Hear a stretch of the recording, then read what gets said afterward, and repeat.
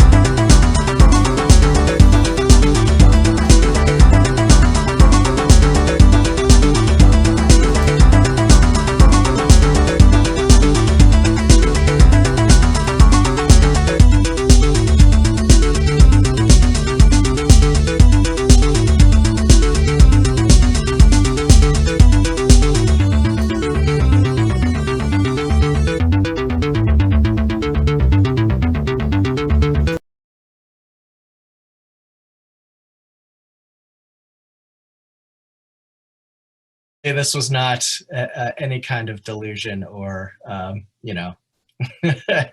hallucination or anything like that. So my older brother decided to take me out to the movies. It was the re-release of The Empire Strikes Back. So I believe it was around April of 1997. I was like 13, 14 years old or something. And we got out of the movie theater around 9 o'clock, and we're driving home, kind of taking a back way home versus the highway. My brother loved doing that. And we were coming down this straightaway, which eventually it goes straight for about a mile, and then there's a tree line at the end, and the road dips down through the woods and empties out into a river valley. And so I was sitting in the back seat of his Volvo 240. It was like a late 80s model. And he was just driving along. I was sitting in the back seat, kind of chilling out because I was tired. And I noticed on the tree line at the end of the straightaway, there's these three lights in triangular formation, kind of just right above the tree line. And I'm staring at it for, a couple seconds, and I'm like, that kind of looks like a plane, but it's not really moving. And there is an airport nearby to where we were, a few miles out, but it wasn't really in the flight path of where planes take off and land. They usually kind of follow perpendicular to where this was, and also closer to the interstate highway that passes through. And so I'm looking at this thing, and I'm like, I don't know, is that a plane or not? So I roll down the window, and sure enough, the lights are still hovering there in the sky. And it's just kind of becoming more and more clear that, like, oh shit, this is this isn't a plane. And we're getting closer to it, and it was a pretty clear night, and I could start to make out, as my eyes adjusted to the darkness, that there was a solid structure in between the lights on each end of this triangular shape.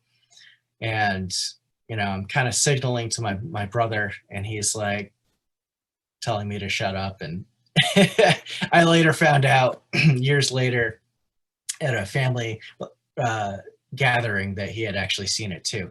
Like, we wound up driving under this thing. It was right over the road, and I think when we were driving under it, I could see one or two of the lights, and the other was obscured by the trees.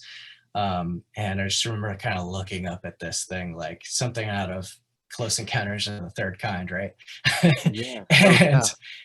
And we just kept driving, and apparently my brother was white knuckling it the whole way, and we never talked about it until 15, 16 years later during a family get together. And he was like, oh, you saw that too? And I was like, yeah, I was trying to tell you at the time, but you told me to be quiet. And he was like, yeah, sorry, man. I was trying to get through the situation. So yeah. So, and like looking back when, Google Maps came out,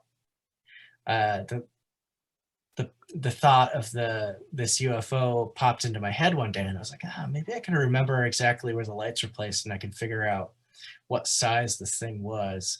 And from what I could remember, based on like where the houses in the area were, it was definitely larger than like a 747 from like tip to tip, which is pretty large. So, whether it was extraterrestrial or if it was one of ours, I don't know. But, it's kind of like one of those, I know what I saw type of things. And it's always stuck with me as kind of being like there's definitely something more out there in this world than we really know about. So that was kind of the big one for me. And there's been some other curious sightings of lights or fast moving objects in the sky that I've caught from time to time.